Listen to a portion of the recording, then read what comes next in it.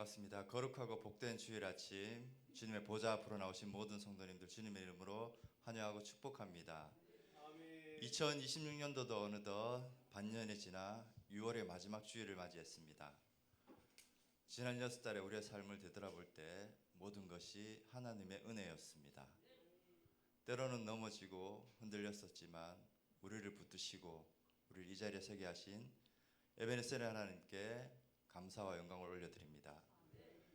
이 시간 우리 다 함께 우리 삶의 모든 무거운 짐은 십자가 앞에 다 내려놓고 오직 하나님께 집중하며 기쁜 마음으로 찬양하며 예배 자리에 나가시겠습니다. 찬송가 301장 찬양하시겠습니다.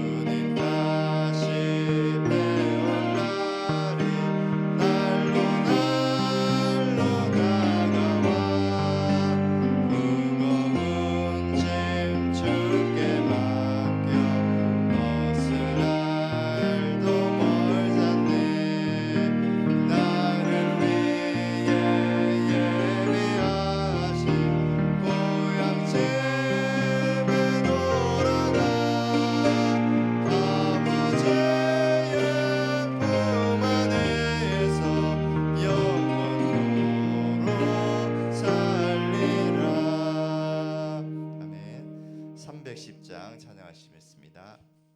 아 하나님의 은혜로 쓸데없는 자 왜 구속하는지.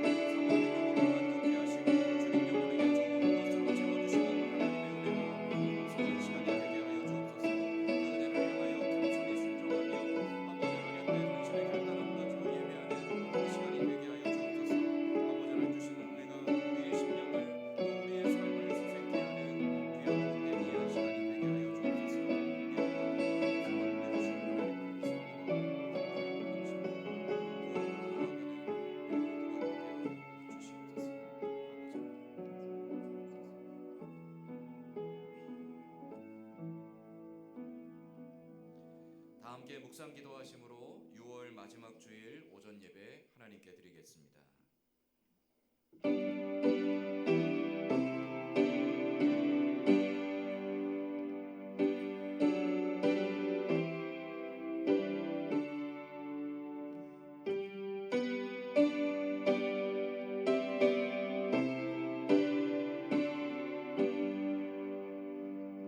여호와의 인자하심과 인생에게 행하신 기적으로 말미암아 그를 찬송할지로다.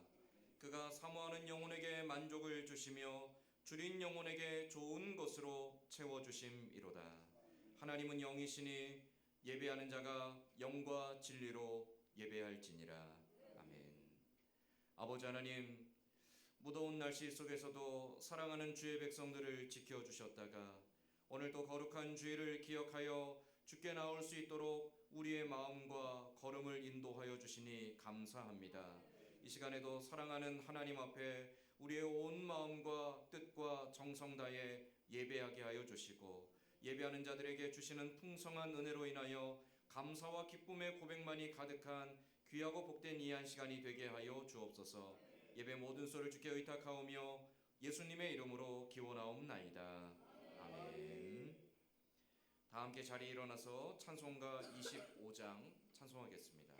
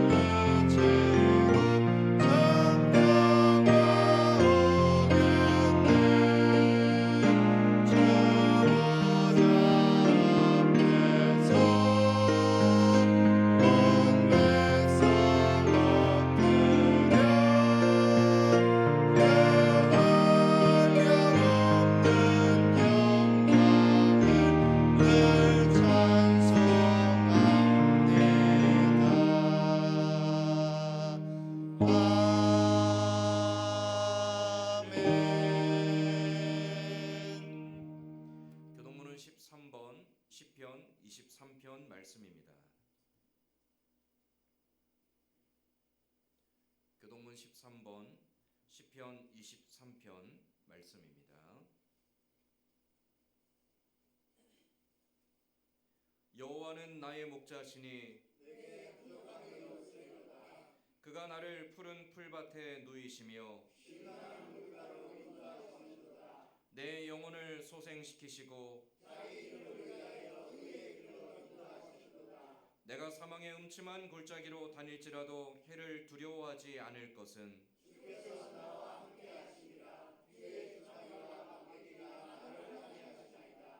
주께서 내 원수의 목전에서 내게 상을 차려주시고 내 평생의 선하심과 인자하심이 반드시 나를 따르리니 영원히 살리로다. 아멘. 사도신경으로 신앙 고백하겠습니다.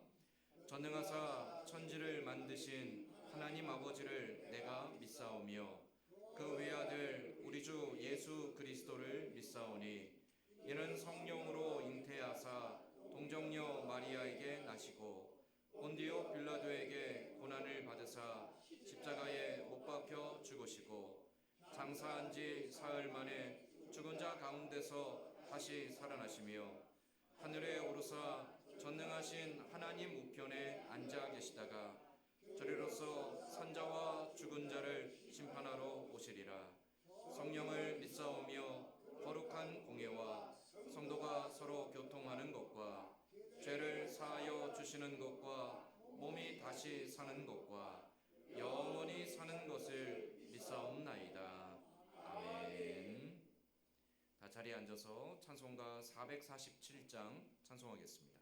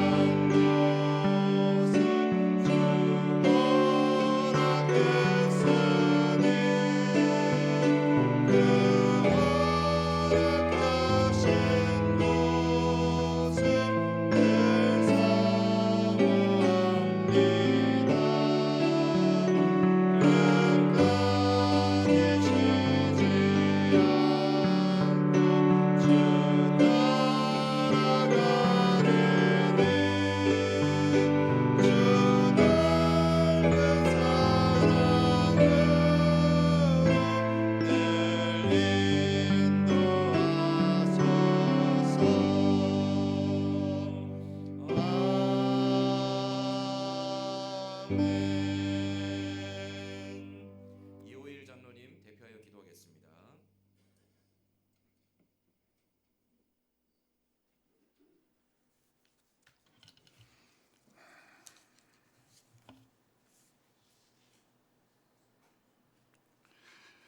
창조주 여호와 하나님 감사합니다. 하나님 은혜로 아버지 하나님께 나와 예배 드릴 수 있도록 보호하여 주시고 지켜주심을 감사합니다. 찬양과 예배를 홀로 영광 받아 주시옵소서. 십자가 보혈로 죄와 사망에서 건지신 예수님의 순종으로 말미암아 새 생명을 얻은 저희들 주님께 감사드립니다. 선진교회로 모인 성도들 가정 보낸 한 주간을 주님께 아뢰고 잘못을 회개하고 다가오는 한 주간의 삶을 주님과 동행하기를 소원합니다.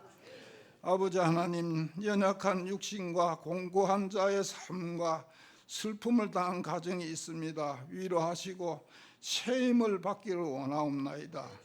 빛 대신 하나님의 은혜로 밝은 길, 평강의 길을 걷도록 은혜 베풀어 주시고 우리 가정에 소원하는 기도의 제목들을 긍휼히 여기사 들어주시옵기를 간절히 기도하옵나이다.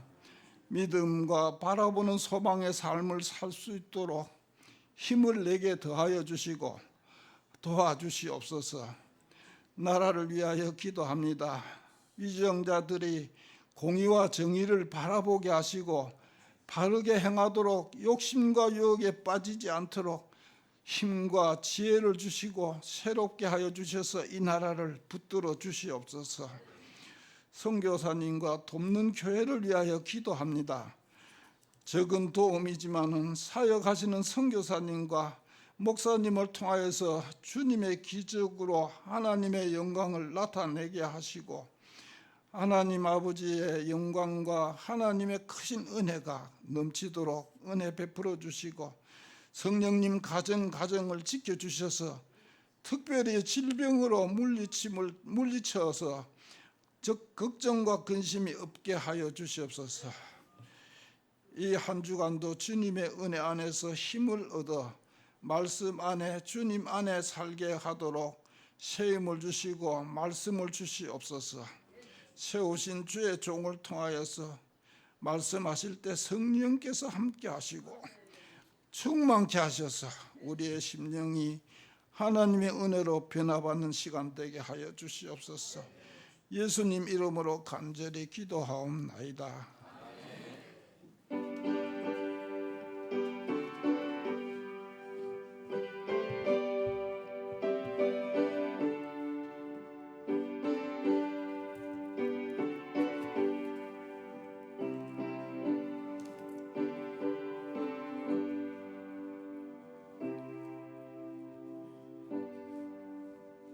아멘. 오늘 우리 같이 읽을 하나님 말씀은 신약성경 마태복음 5장 33절에서 37절까지 말씀입니다.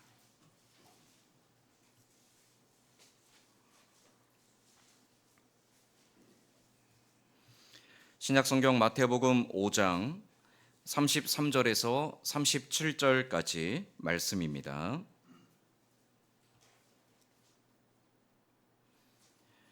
마태복음 5장 33절에서 37절까지 말씀, 저와 여러분이 한 절씩 돌아가며 교독하겠습니다. 또 옛사람에게 말한 바 헛맹세를 하지 말고 내 맹세한 것을 주께 지키라 하였다는 것을 너희가 들었으나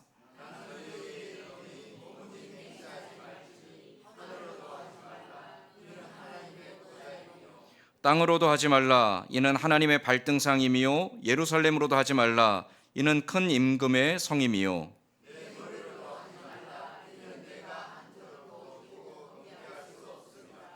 오직 너희 말은 옳다 옳다 아니라 아니라 하라 이에서 지나는 것은 악으로부터 나느니라. 아멘. 한 주간 잘 지내셨습니까? 네. 날씨가 무더워지고 있죠. 네, 건강 조심하시고요. 곧 이제 장마가 시작된다고 하는데 우리 주변에 또 연약한 분들과 또 연약한 삶을 우리가 서로 돌아보며 무더운 여름을 함께 잘 이겨나갈 수 있기를 소망합니다. 우리 옆에 있는 분들과 서로 인사하며 축복하겠습니다. 당신은 하나님의 존귀한 자녀입니다. 당신은 하나님의 존귀한 자녀입니다. 아멘. 제가 여러 번 얘기했는데요. 저는 귀가 되게 얇습니다. 그래서 잘 속고요. 특히 제가 저한테 제일 위험한 게 쇼핑 채널입니다. 그래서 저희 집에 홈쇼핑 채널은 다 지워놨습니다. 혹시라도 보면 제가 빠질까봐. 한 10몇 년 전에요. 핸드폰을 바꿔야 될 일이 있었습니다. 핸드폰이 좀 오래 써서 핸드폰을 바꾸려고 했는데 요즘에 핸드폰 바꾸는 게 쉽지가 않죠. 뭐 엄청 복잡합니다. 네, 이제 마침 제가 부산에 나갈 일이 있어서 부산에 나갔다가 남포동에 큰 핸드폰 가게가 있더라고요. 근데 거기에 엄청나게 세일을 많이 한다고 이렇게 막 앞에 붙여놨어요. 들어갔습니다. 그냥 무작정 들어가서 이제 핸드폰을 바꾸려고 한다 그렇게 상담을 했습니다. 그랬더니 젊은 청년이 얼마나 친절하게 막 설명을 해주는지 그 당시에 이제 제가 산 핸드폰이 출시가가 한 100만 원이 조금 넘었던 것 같아요. 근데 그거를 자기네 계약 조건대로 하면 공짜로 쓸 수 있다라는 거예요. 당연히 사야죠. 공짜라는데. 샀습니다. 근데 단 조건이 있대요. 3개월 동안만 그 최고 요금제를 유지해주고 또 3개월 동안만 어떤 그 옵션 사양들을 좀 유지해주면 3개월 후에는 바꿔도 된대요. 그런데 자기네가 이걸 그 지원금을 막 주면 안 되니까 처음에는 기계값의 일부를 제가 내야 된대요. 대신에 3개월이 지나면 그걸 저한테 통장으로 다시 돌려준다라고 하더라고요. 그래서 계약서를 다 썼습니다. 계약서 썼고 그 계약서 내용들도 있고 도장도 찍었고 그 핸드폰 가게에서 계약을 바로 한 거라 당연히 믿고 샀습니다. 3개월이 지났습니다. 근데 그 기계값 낸 게 한 4, 50만 원 됐는데 안 돌려주더라고요. 전화를 했죠. 핸드폰 가게에 전화했더니 전화를 안 받아요. 또 전화를 했습니다. 그랬더니 나 이제 조금 이따 사장님이 받으시더라고요. 사장님 받으면서 그놈의 자식이 얼마나 사기를 많이 쳤는지 손님 말고도 당한 사람이 많다고 막 그러는 거예요. 그럼 이거 어떻게 합니까? 그랬더니 그건 지금으로선 돌려줄 수가 없대요. 어떻게 해야지? 계약서를 들고 찾아갔습니다. 가게로. 부산까지도 찾아가서 이거 봐라 계약서 이렇게 있지 않냐 그랬더니 그 사장님이 딱 보더니 계약서에 그 조항이 빠져 있다라는 거예요. 환급해 주기로 한 조항이. 그래도 돌려줄 방법이 없다라는 겁니다. 내가 그래서 소비자원에 고발하겠다. 너 당신들 이렇게 하면 사기다. 내가 신고하겠다. 막 그랬더니 사장님이 그 사람이 이미 이렇게 수십 건의 사고를 치고 잠적해 버렸다. 우리는 알 수 없다. 우리는 책임지지 못한다. 걔를 찾아서 걔한테 신고를 하든 고발을 하든 해라 그러는 거예요. 너무 속상한데 방법이 없죠. 방법이 없었습니다. 다행히 사장님이 불쌍히 여겨주셔서 전액은 아니고 조금만 돌려줬습니다. 그러고 나서 다짐을 한 게 있습니다. 절대로 앞으로는 내가 공짜 폰은 안 쓴다. 그 뒤로는 제가 활부를 하더라도 무조건 제 값을 주고 핸드폰을 산다. 그게 그냥 제 철칙이 돼버렸습니다. 절대로 누가 더 싸게 준다, 어디가 더 싸게 한다, 그 막 화려한 말들로 이렇게 하면 더 싸게 해드릴 수 있습니다. 이렇게 하면 더 공짜입니다. 이렇게 하면은 무조건 좋습니다라고 하는데 이제 절대로 가지 않습니다. 한번 호되게 당해가지고. 여러분 거짓말을 하면요 사실은 티가 납니다. 사람이 범죄를 저지르면 가끔 거짓말을 할 때 거짓말 탐지기도 쓰잖아요. 거짓말 탐지기의 원리가 사람의 심박수나 뇌파뿐만이 아니라 거짓말 탐지기를 할 때요 그 사람이 말을 하면서 일관성 있게 말하는지 아니면 말하면서 눈동자나 얼굴의 표정이나 그의 몸짓이 어떻게 반응을 하는지를 일일이 다 세세하게 조사를 합니다. 그래서 이 사람이 지금 참을 말하는지 거짓을 말하는지를 분별해내죠. 그 말은요 사람은 거짓말을 할 때 티가 난다라는 거예요. 물론 저처럼 홀딱 빠지는 사람은 잘 모릅니다. 그런데 그걸 약간 객관적으로 한 발짝 뒤로 물러나서 보면 거짓말하는 사람들에게는 분명한 티가 나타난다라는 거죠. 여러분 자녀들이 여러분 예전에 애들 키울 때 보면 아이들이 아주 조그만 아이들이 거짓말할 때가 있습니다. 근데 부모는요 잘 속지 않습니다. 속아주는 거지. 어떻게 알죠? 애들이 거짓말하면요 거짓말하는 게 눈에 딱 보입니다. 그러니까 부모가 모른 척 해주고 그냥 속아주는 거지 사실은 부모는 웬만하면 얘가 거짓말을 하는지 아니면 진실을 말하고 있는지를 대번에 합니다. 왜냐하면 너무너무나 속속들이 내 아이를 알기 때문에 이 아이의 평소에 말하는 태도나 이 아이가 평소에 행하던 행동이나 이 아이가 평소에 어떤 태도로 살아왔는지를 부모가 누구보다 잘 알기 때문에 거짓말할 때 티가 나는 것을 부모는 바로 캐치하게 된다는 거죠. 거짓말하면 사람들에게는 항상 반응이 나타납니다. 자, 그런데 거짓말하는 사람들에게서 나타나는 아주 일관되고 공통된 하나의 중요한 반응이 있습니다. 거짓말하는 사람은요, 말이 많아집니다. 왜냐하면 내가 속이고 있는 것, 내가 의식적이든 무의식 중이든 내가 거짓말을 할 때는 내 거짓말하는 것이 들통나지 않아야 되기 때문에 그것을 여러 가지 말들로 계속 포장을 합니다. 그래서 말이 많아지게 되고요, 또 과하게 표현하게 되고요, 그 거짓말에 대해서 더 좋은 것들로만 일부러 더 과대하게 포장해서 말하게 돼요. 이게 거짓말하는 사람들의 공통적인 특징이라는 거죠. 내가 정당하다라면, 내가 부끄러울 것이 없다라면 속이지 않습니다. 내가 속이지 않는다라면 굳이 과하게 이야기할 필요도 없고요, 과하게 포장할 필요도 없습니다. 정정당당한 사람은 그저 내가 있는 그대로를 솔직하게 말하고 끝이 납니다. 그러나 무언가 캥기는 게 있고 숨기는 게 있고 무언가 들키고 싶지 않으면 계속해서 그것을 숨기게 되고 포장하게 되고 오히려 그걸 또 과하게 표현하게 되는 것이 거짓말하는 사람들의 특징이라는 거죠. 왜 갑자기 거짓말에 대해서 말씀드릴까요? 오늘 우리가 읽은 예수님의 말씀, 맹세하지 말라라는 이 말씀 속에 바로 이것과 관련된 내용들이 담겨져 있어서 앞에 거짓말에 대해서 우리 잠깐 살펴본 겁니다. 자, 산상순 말씀 가운데 예수님이 제자들을 향해서 너희는 세상의 빛이고 소금이다 라고 말씀하시죠. 그러면서 너희가 세상의 빛이고 소금이니까 그에 합당한 삶을 살아야 된다라고 가르쳐 주십니다. 빛과 소금으로 합당한 삶, 이것을 우리가 다른 말로 하면 하나님의 자녀다운 삶이고요, 하나님의 자녀답게 살기 위하여 거룩함을 추구하며 살아가는, 그래서 하나님의 의를 이루는 삶이 바로 빛과 소금의 삶입니다. 하나님의 의를 이룬다라는 것은요, 우리 안에 주신 구원의 기쁨이 우리의 말과 행실과 인격을 통하여 드러날 수 있도록 우리의 삶을 다스리는 것과 합하여질 때 드러나게 되는 결과물입니다. 내 안에 구원의 소망과 구원의 기쁨이 있지만 평소 내 말하는 것이나 내 행동하는 것이나 내 인격이 그 구원의 소망과 합하지 않았다라면 나는 온전한 의를 이루는 삶을 살지 못하고 있는 겁니다. 반대로 나는 정말 정직하고 진실하고 착하고 선하게 살고 있고 인자한 말들과 또 사람들을 격려하고 위로하는 말들과 사람들을 존중해주는 말을 하고 있지만 내 안에 구원의 소망이 없다면 그 또한 하나님의 의를 이루는 삶이 될 수 없는 것이죠. 하나님의 의를 이루는 삶이란 구원의 소망과 그 소망을 담아내는 내 삶의 결과들이 합하여질 때 드러나게 되는 결과물이라는 거예요. 그래서 예수님은 이 산상수훈의 말씀 속에서 하나님의 자녀라면, 하나님의 의를 위하여 사는 거룩한 자녀라면 어떻게 살아가야 되는 것인가에 대하여 구체적으로 하나하나를 말씀하고 교훈하고 계시죠. 이 산상수훈의 말씀들을 통해 하나님의 자녀가 어떤 삶의 가치와 목표를 가지고 어떤 삶의 열매들을 맺어야 되는지 우리는 예수님의 말씀을 배우게 됩니다.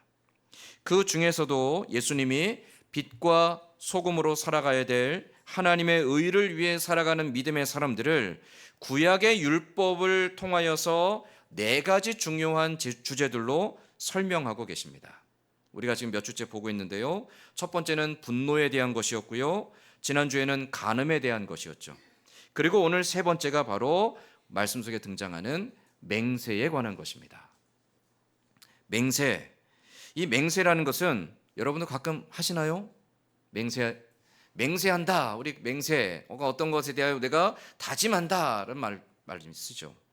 맹세라는 것은요, 반드시 하겠습니다라고 굳게 다짐하고 약속하는 겁니다. 우리 기도할 때 맹세 많이 하시죠? 하나님, 내가 이번에 하나님이 한번 도와주시면 내가 하나님을 위해 모든 것을 아끼지 않고 내어드리겠습니다. 하나님, 하나님께서 이번 한번 도와주시면 내가 평생토록 주의를 꼭 지키겠습니다. 하나님 이번 한번 꼭 도와주시면 내가 하나님을 위해서 내 재산의 얼마를 헌금하겠습니다. 우리 그런 맹세들 하죠. 맹세란 내가 반드시 하겠다라는 굳은 다짐이고 약속하는 행위들이에요. 맹세 자체는 나쁜 것은 아닙니다. 그런데 말씀 속에 보면 예수님은 도무지 맹세하지 말라라고 권면하고 계십니다. 누구에게 이 말씀을 하신 거죠? 제자들에게 하신 거죠. 하나님의 은혜와 사랑을 입고 그로 말미암아 하나님의 말씀을 따라 세상의 빛과 소금으로 살아가고자 하는, 하나님의 의를 위하여 거룩함을 이루며 살고자 하는 사람들을 향해 예수님 뭐라고 말씀하시냐면 너희는 도무지 맹세하지 말라라고 말씀하신다라는 거예요. 왜 예수님은 맹세하지 말라라고 하신 걸까요? 맹세라는 이 행위 자체가 나쁜 것일까요? 불의하고 부도덕하고 이것이 죄악된 것일까요? 그럼 우리는 살면서 맹세하면 안 되는 걸까요? 하나님이든 사람 앞에 어떤 맹세도 하지 말아야 되는 걸까요? 도대체 예수님은 왜 맹세하지 말라라고 말씀하셨을까요? 자, 예수님의 이 말씀은 두 가지의 영역으로 설명이 되어집니다. 자, 첫 번째로 예수님이 맹세하지 말라고 하신 것은 우리의 삶의 정직함과 신실함에 대한 강조입니다. 너희는 정직하고 신실한 사람이 되어야 된다라고 말씀하신다는 거죠. 왜 예수님이 이러한 말씀을 하셨냐면 이 맹세한다라는 것이 단순히 우리가 생각하는 어떤 굳은 다짐이나 약속을 말하는 것이 아니라 구약 이스라엘 백성들이 가지고 있던 그들의 전통적인 습관이나 관습과 연결되어 있기 때문에 그렇습니다.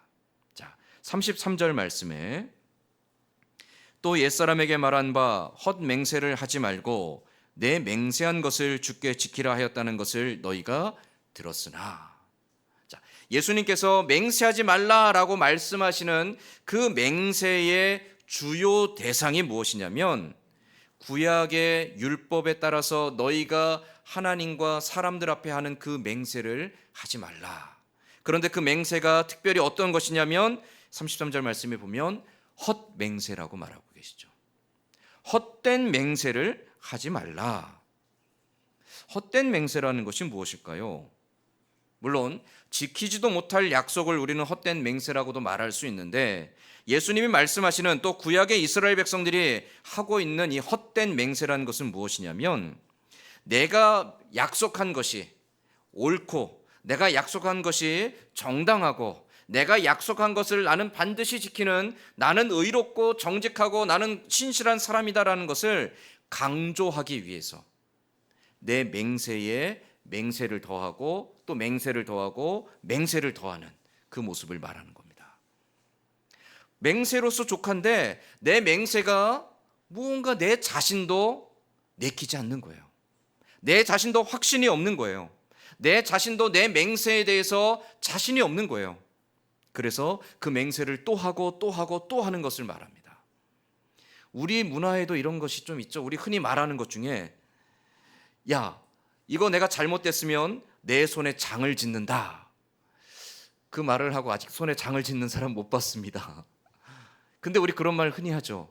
그런 말 하는 분들 많이 봅니다. 야, 그거 아니면 내 손에 장을 짓는다. 내가 이거 안 하면 내 손에 장을 짓는다. 그렇죠? 또 어떤 분들은 야, 내가 이거 오늘 끊지 않으면 내 손모가지를 잘라버리겠어. 근데 아직 그걸 직접 자르는 분을 못 봤습니다. 그 맹세들을 왜 하는 거죠? 자기 자신도 확신이 없는 거예요. 앞에 처음에 거짓말에 대해서 말씀드렸던 것과 유사합니다.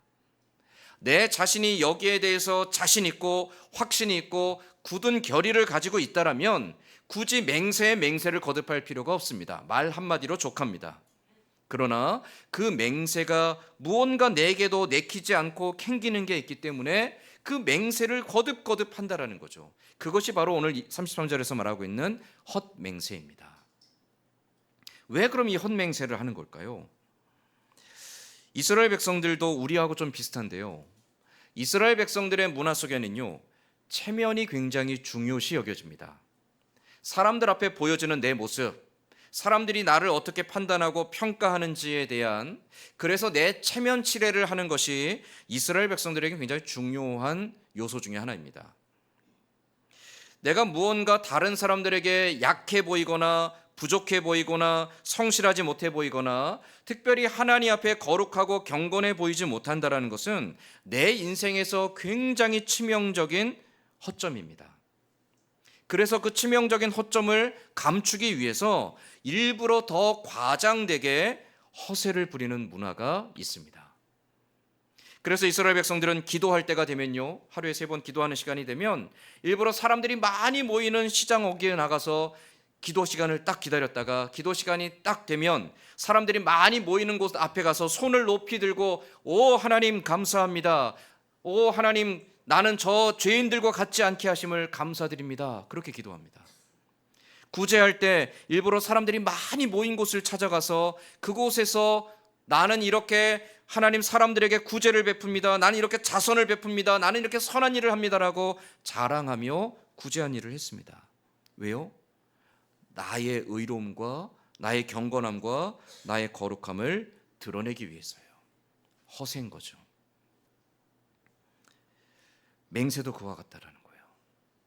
내가 정말 하나님 앞에 진실하고 내가 정말 하나님 앞에 이미 약속을 지키겠다라는 굳은 각오와 결단을 가지고 내가 정말 하나님을 위해서라면 내 모든 것을 포기하겠다라는 다짐을 가지고 하는 맹세가 아니라 단지 이 위기를 모면하고 지금 단지 내가 당할 이 어려움들을 모면하고 지금 당장 눈앞에 있는 어떤 이익들 혹은 체면이나 자존심을 챙기기 위해서 그 위기 순간을 모면하기 위해서 사람들 앞에 과장되게 맹세하는 행위들, 정직하지 않다라는 거죠.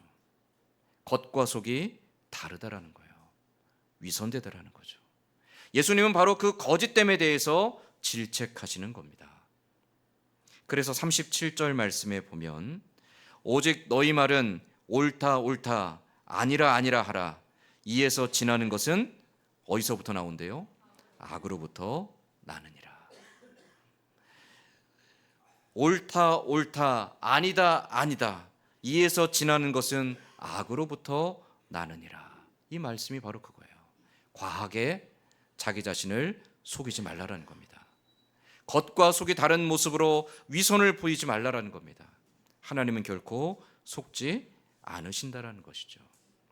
우리의 믿음이 그렇습니다. 당장 눈앞에 보이는 것 때문에 우리도 모르게 거짓말을 할 때가 있고요.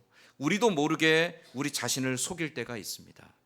우리도 모르게 내 눈앞에 보이는 체면이나 자존심 때문에 내 눈앞에 보이는 놓치기 싫은 이익 때문에 하나님을 속일 때가 있다라는 것이죠. 헛맹세란 바로 그 눈앞에 보이는 것을 잃지 않으려고 하나님을 속이고 자기 자신을 속이는 거짓과 관련된 말씀이에요. 거짓을 버리라는 것이죠. 그렇지 않으면 하나님이 결코 기뻐하지 않으신다라는 겁니다. 정직이라는 것이 너무나도 당연한 것이지만 우리의 삶 속에서 정직은요 결코 쉬운 문제가 아닙니다. 작은 것 하나를 속여서 큰 것을 얻을 수 있다라는 마음이 있기 때문에 우리는 작은 거짓 정도는 그냥 쉽게 간과하려고 합니다. 그러나 그 작은 거짓 하나가 내 자신을 속이고 사람들을 속이고 하나님을 속이려고 하는 그 작은 거짓 하나가 우리의 심령을 병들게 하고 하나님 앞에 우리를 무너지게 할 수 있다는 겁니다. 그래서 예수님께서는 너희는 결코 거짓된 말로 헛된 말들로 너희 자신을 감추기 위하여서 너희 자신을 드러내기 위하여서 헛된 맹세를 하지 말라라고 말씀하신 겁니다. 자, 두 번째로 예수님이 맹세를 금지하신 이유는 이 자신의 거짓을 감추기 위해 하나님의 이름을 남용하여 욕되게 하는 행위들에 대한 경고입니다. 앞에 것과 이제 연결이 되는데요.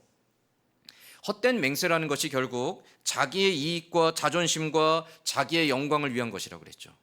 근데 그 헛된 맹세를 더 확실하게 사람들한테 보여주기 위해서라면 무언가 약속의 담보가 필요해요.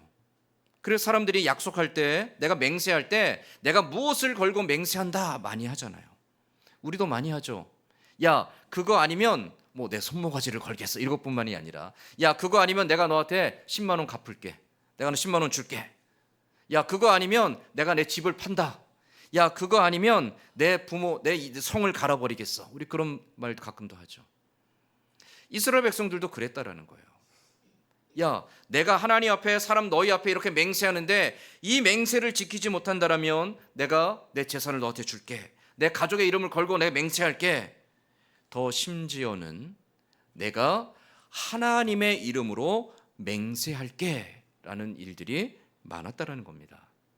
우리 지지난주 수요일에도 보았지만, 이스라엘 백성들이 기브온 백성들에게 속아서 기브온과 평화 조약을 맺을 때 그들이 무엇으로 그 약속을 맺었습니까? 여호와의 이름으로. 이게 이스라엘 백성들의 일반적인 관습입니다. 그들이 무조건 지켜야 되는 가장 준엄한 약속을 할 때는 곧 여호와의 이름으로, 하나님의 이름으로 약속을 했습니다. 하나님의 이름으로 맹세를 해요. 하나님의 이름으로 맹세한 것은 무슨 일이 있어도 지켜야 돼요. 자, 그런데 여러분, 하나님의 이름으로 한 맹세를 사람이 무조건 다 지킬 수 있을까요? 여러분이 살면서 한 맹세 가운데 무조건 다 지키지 못한 맹세들은 한 번도 없었습니까? 사람은 일은 알 수가 없습니다. 오늘 어떻게 될지, 내일 어떻게 될지, 1년 후에, 10년 후에 우리가 어떻게 될지 우리는 아무도 알 수 없습니다. 그럼에도 불구하고 우리는 맹세하며, 내가 이 맹세를 지키지 못하면 하나님께서 벌 주실 거야 라고 말해놓고, 맹세를 지키지 못할 때 하나님, 이건 어쩔 수 없는 일이었습니다 라고 한다라는 거죠. 결국 그렇게 함으로써 하나님의 이름을 욕되게 한다라는 거예요. 무엇을 위해서요? 자기의 자존심을 위해서, 자기의 체면을 위해서, 자기의 영광과 이익을 위해서 하나님의 이름을 함부로 도용하여 하나님의 이름을 욕되게 하는 일들이 있다라는 거죠. 그러한 의미에서 예수님은 도무지 맹세하지 말라라고 말씀하시는 겁니다. 자, 34절로 36절에서 이것을 예수님 말씀하시죠. 자, 34절로 36절 말씀 우리 같이 한번 읽어보겠습니다. 34절에 36절까지 같이 읽겠습니다. 나는 너희에게 이르노니 도무지 맹세하지 말지니 하늘로도 하지 말라, 이는 하나님의 보좌임이요, 땅으로도 하지 말라, 이는 하나님의 발등상임이요, 예루살렘으로도 하지 말라, 이는 큰 임금의 성임이요, 내 머리로도 하지 말라, 이는 내가 한토록도 희고 검게 할 수 없음이라. 아멘. 우리는 그 어떠한 것도 내 마음대로 내 인생을 바꿀 수 없습니다. 우리에게 그런 능력이 없어요. 그런데도 마치 우리는 전지전능한 것처럼, 모든 걸 다 아는 것처럼, 모든 걸 다 할 수 있는 것처럼 맹세하며 그 맹세의 보증으로 하나님을 거론한다는 것이죠. 지키지도 못할 약속을 하나님의 이름으로 맹세하는 이유가 무엇이겠습니까? 나는 그만큼 당당하고, 나는 그만큼 떳떳하고, 나는 그만큼 확실하고, 나는 그만큼 거룩하고 경건하다는 걸 자랑하고자 하는 마음입니다. 하나님의 의가 아니라 자기 의를 드러내고자 하는 마음이에요. 그것을 위해서 하나님의 이름을 남용한다라는 거죠. 하나님의 이름을 이렇게 함부로 남용하는 것을 성경은 죄악이라고 가르쳐 줍니다. 어디서 가르쳐 주죠? 바로 십계명의 제3계명에서 가르쳐 줍니다. 출애굽기 20장 7절 말씀에 너는 내 하나님 여호와의 이름을 망령되게 부르지 말라. 여호와는 그의 이름을 망령되게 부르는 자를 죄 없다 하지 아니하리라. 우리가 여호와 이름을 망령되이 부른다라고 말할 때 가장 흔하게 생각하는 것은요, 하나님의 이름을 희롱하는 것입니다. 하나님의 이름을 가지고 우스꽝스럽게 만들고 하나님의 이름을 우스갯거리가 만드는 것, 우린 그걸 하나님의 이름을 망령되이 일컫는 것이라고 여기죠. 맞습니다. 그러나 그게 전부는 아닙니다. 여호와 이름을 망령되이 부르지 말라라는 이 말 속에는 또 무엇이 있냐면, 하나님의 이름을 이용하여 너희 자신의 이익이나 명예나 권력이나 너희 자신의 자존심이나 체면을 차리려고 하는 불의한 일을 행하지 말라. 하나님의 이름을 너희를 위하여 사용하지 말라라는 의미가 또한 담겨져 있다라는 거예요. 우리 안에 이런 유혹이 항상 있습니다. 하나님의 이름을 이용하여 내 무언가를 챙기고자 하는 마음. 목회를 하면서요, 목사님들에게 이 유혹이 굉장히 강합니다.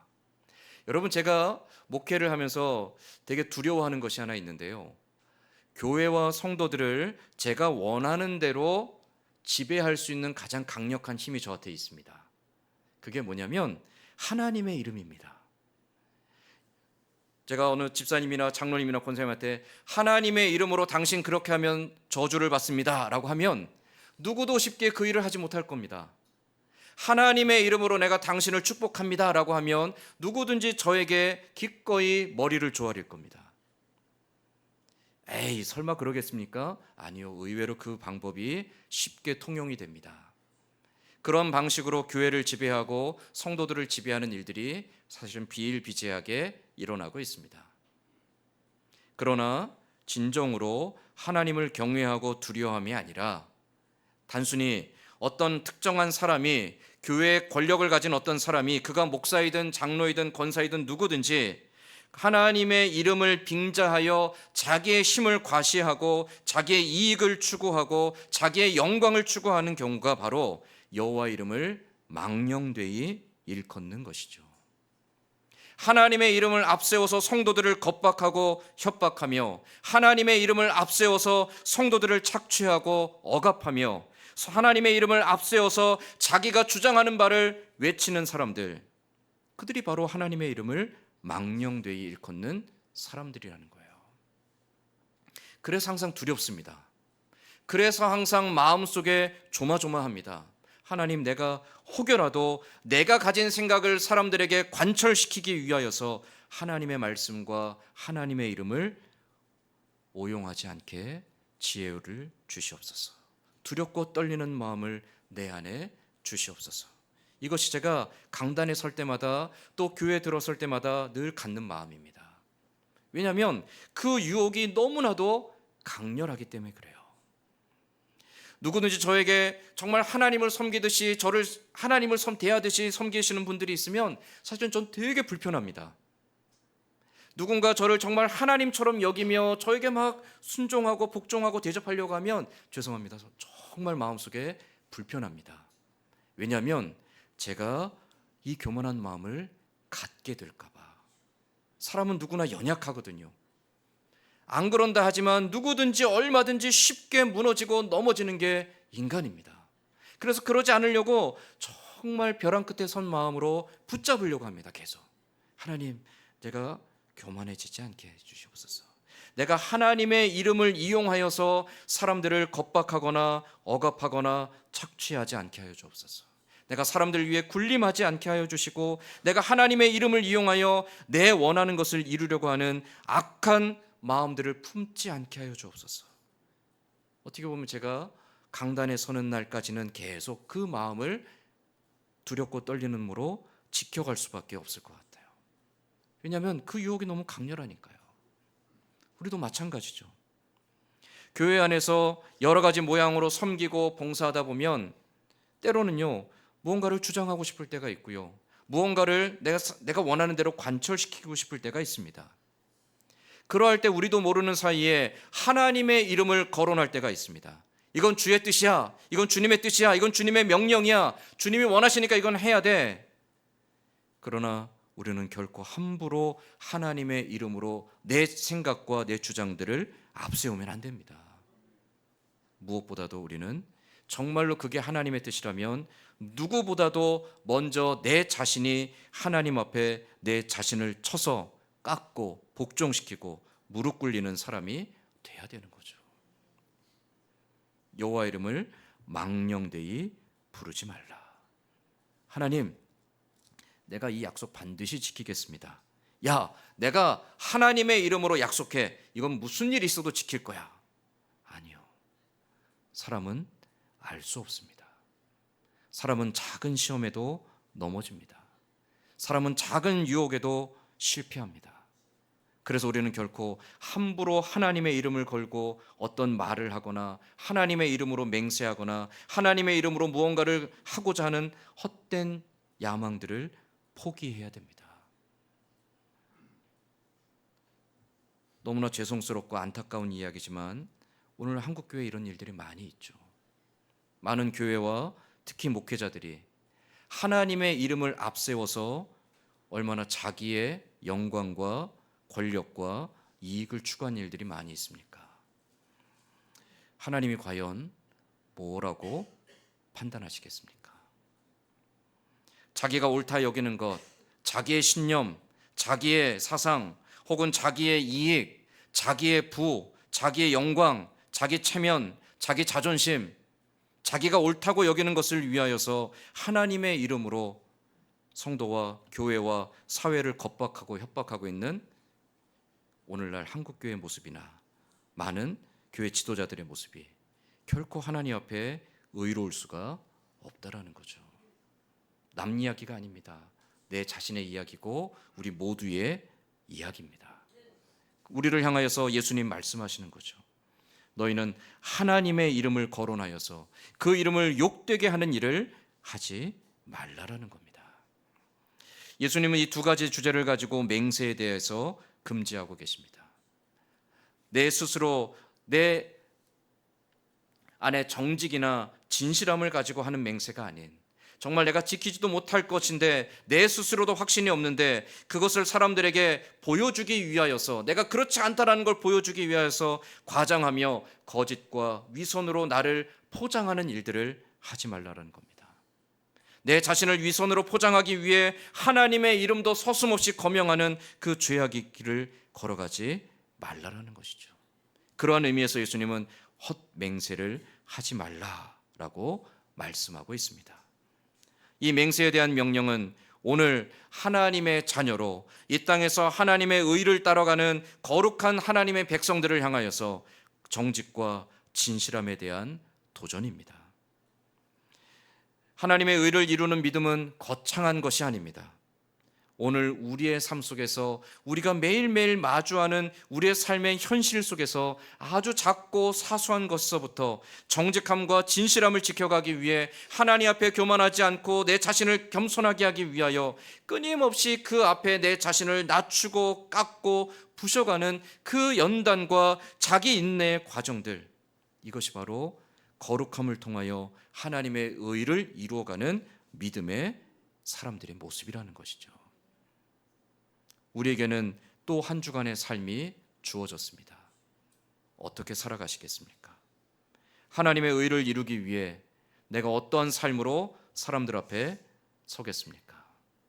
정직한 삶을 위하여서, 진실한 삶을 위하여서, 하나님 앞에 겸손한 삶을 위하여서 어떻게 말하고 어떻게 행동하시겠습니까? 정직을 지켜가기 위해 어떠한 희생과 어떠한 양보도 각오되어 있으십니까? 오늘 예수님의 말씀을 통하여서 맹세하지 말라는 그 말씀이 정직과 진실함으로 하나님과 사람 앞에 부끄러울 것이 없는 신실한 주의 종으로 살아가라고 하시는 주님의 말씀인 줄 믿고 그 삶을 향해 다시 한번 결단하며 이 한 주를 향해 걸어나가는 저와 여러분 될 수 있기를 주님의 이름으로 간절히 소망합니다. 아멘. 기도하겠습니다. 하나님, 우리 안에 하나님을 경외하는, 하나님을 두렵고 떨림으로 바라볼 수 있는 믿음의 결단함과 진실함을 더하여 주시옵소서. 하나님, 우리 자신을 속이고 내 영광과 내 체면과 내 이익을 위하여서 하나님과 사람까지도 속이려고 하는 어리석은 길에 서지 않게 하여 주시옵소서.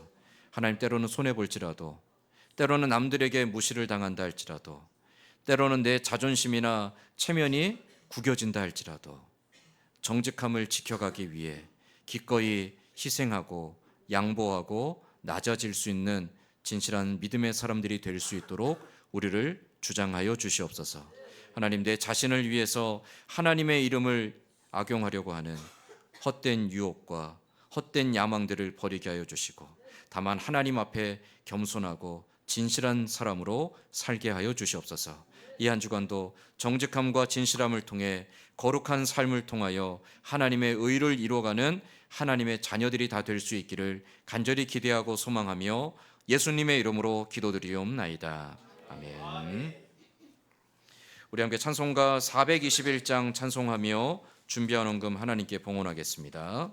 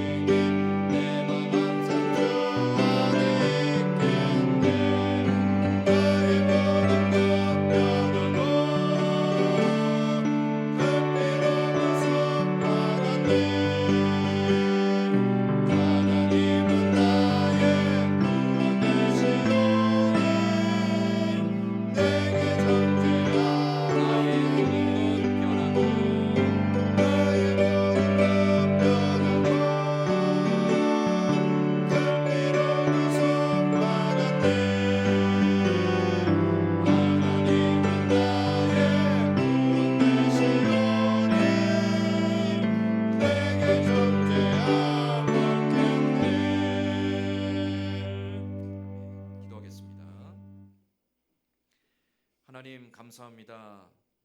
우리를 기억하시고 또 우리를 위하여 모든 것 아끼지 않고 내어주시는 아버지 하나님, 우리의 삶의 때를 따라 무엇이 있어야 할지 아시고 우리가 다 구하지 못할지라도 주께서 예비하신 대로 우리의 삶에 채워주시니 감사합니다.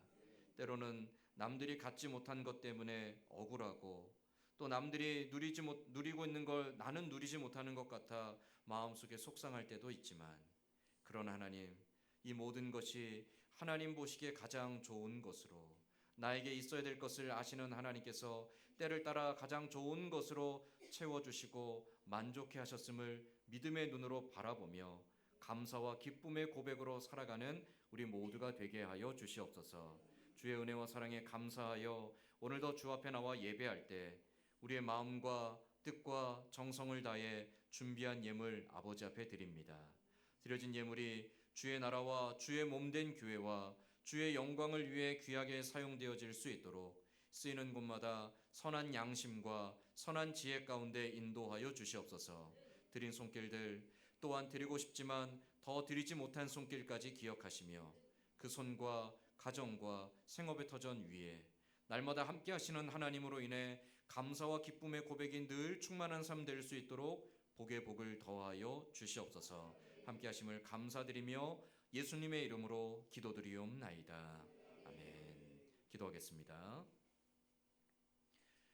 우리 주 예수 그리스도의 은혜와 하나님 아버지의 크신 사랑하심과 성령의 감화감동 교통하시는 은혜가 하나님 앞에 정직하고 진실한 삶을 살아가기 위해 끊임없이 내 자신을 쳐서 복종시키며 내 이익과 자존심 때문에 하나님의 이름을 함부로 악용하는 어리석은 길에 서지 않고자 날마다 깨어 주의 뜻 앞에 청종하는 자로 살아가기를 또한 결단하는 고개 숙인 모든 주의 백성들 위에와 이 자리에 함께하지 못한 사랑하는 성도들과 멀리 타지에 나가 있는 가족들 위에 오늘도 영육간의 연약함 속에서 하나님의 위로와 치료와 회복의 은혜를 구하는 주의 백성들과 선교지에서 복음 들고 수고하는 선교사님들과 북녘 땅의 우리 동포들 그리고 이 나라 민족과 우리 교회 위에 이제로부터 영원토록 함께 있을지어다.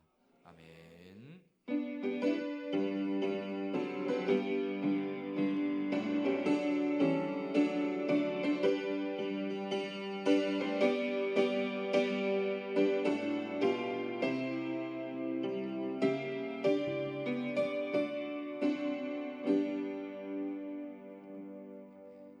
장로님 나와서 교회 소식 전하겠습니다.